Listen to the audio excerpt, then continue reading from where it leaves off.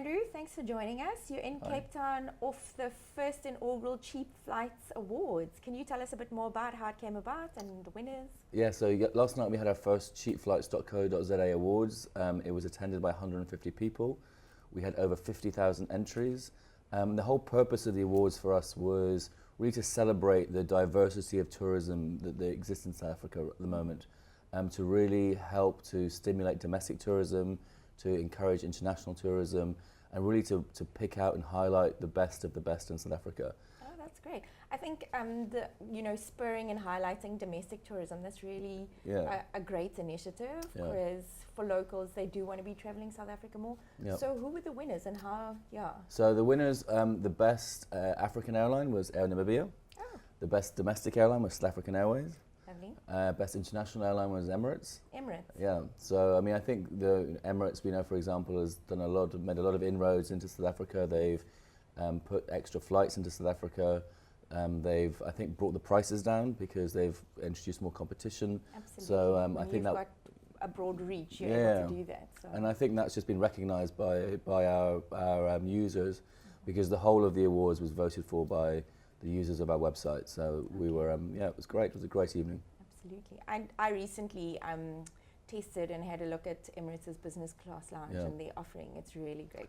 And they won the best business class lounge. There we go. Yeah. Interestingly enough, while consumers or travelers out there, they're really interested in price, but they're also prepared to pay for comfort and for services. Yeah. So beyond just the flight sector, was there any other standouts? Yeah, so Table Mountain got the best attraction for South Africa. Okay. And Spear, they got the best wine experience. So we didn't want it to be about air travel or hotels. We want it to be more about the richness of everything that South Africa's got to offer. Absolutely, because I think the trend across the globe now is that people are looking for those immersive experiences. They really want to connect with locals. Yeah. Being at the head of such a massive online search engine, what would you say, online travel search engine, what would you say are some of the key trends? Okay, so the first and really important trend is, and where we pick up this trend is because we do have 1 million visitors to our site every month. And then on the back of that, we can see what they're searching for and how much the prices are. Okay. So when you say 1 million, is that the .co.za? .za, and are they predominantly South African? All South Africans, that's just our South African site. Okay. So, and what we can see, which is a really interesting trend, is that airfares are coming down pretty much across the board, domestic and international. That's fantastic. So we're seeing between about 10 and 15% reduction in the same routing last year as to the routing that is this year. So South Africans are getting a better deal for air travel right now. Fantastic. So some of the favourites are still in the top 10. London is still the #1 international destination being searched for by South Africans, followed by I think Windhoek is probably not for leisure, and then we've got places like New York, Bangkok, Phuket, Mauritius. Okay. So there's a bit of beach, there's a bit of city, but they're all in the top 10, and the prices are all coming down. And I think some of the reasons for that are there's a greater choice now of airlines that are flying. The price of oil's come down, so it's cheaper to fly for the airlines, so they're passing that saving on to travellers, which is great. So I think it's a good time for South Africans to consider going overseas. It's very interesting that you mentioned that London, UK is the top searches for us. I mean, Brexit, all the visa changes. How do you see that impacting? Well, I think for South African tourists going to the UK, it's a good thing. The rand has strengthened against the pound, so you get more pounds for your rand since Brexit, and I don't think that the pound is going to get much stronger in the next few months. So I think and vice versa, like incoming perfect. Tourists, the rand exchange rate. So and today, British Airways announced that they've got their new flight coming in today, so they've got an extra flight coming in from the UK. So for Brits coming to South Africa, it couldn't be better, because America is expensive because of a weak dollar. The European travel is expensive because of a weak euro, and South Africa is really good value for money. So I think you're going to have a lot of Brits here over the busy summer period. Well, that's good to know. And I think we'll just stock up on all the beers and get enough going. They'll drink all your wine. Yeah.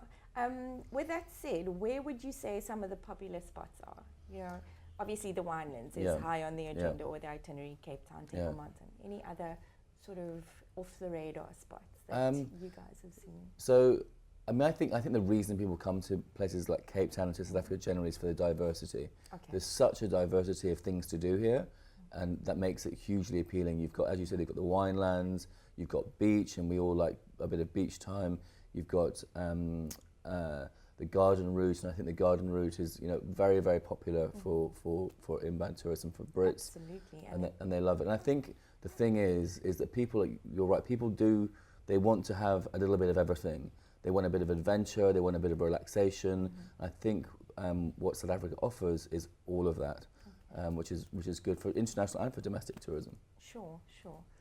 I think diversity is definitely one of our stronger points, and just being able to, I mean, while you guys are the flight routes, road tripping across South Africa, it's big. But coming in and once you're landing and then tacking onto those popular routes.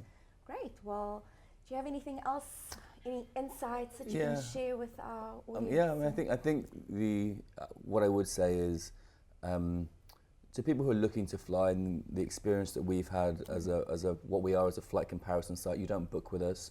What we do is we show you where the good deals are. And I guess my advice would be is, whenever you're looking to book a flight, try and book it as early as you possibly can. Flight prices go up, they don't go down. Occasionally you get a good deal, so about 50 or 60 days before departure is when we see as a sweet spot to book. Try and avoid booking for the weekend if you want to get a good deal. Midweek, Tuesdays and Wednesday departures are the best times to go. Try and avoid the mornings, go middle of the day. All of those really quite straightforward things that you can do that will always find you a great price deal. And I think that with the growth of low-cost carriers in South Africa, we're seeing that, as I say, prices are coming down. So it's a great time to be thinking about traveling around South Africa, boosting the domestic tourism. So I think that the outlook is good. Okay. Well, there we have it. Some very useful tips, and you know, securing a good deal. And it's cheapflights.co.za. That's correct. Great. Well, thank you for your time, Thank you, and we Celine. look forward to the next Cheap Flights Awards. Yep, this time next year. How do people go about entering? Or so the way we did this year is we worked with a travel blogger community called Travel Massive, and we used them to shortlist for us. We got a shortlist, and then we put the shortlist out to all of our users in the site, and then they all voted.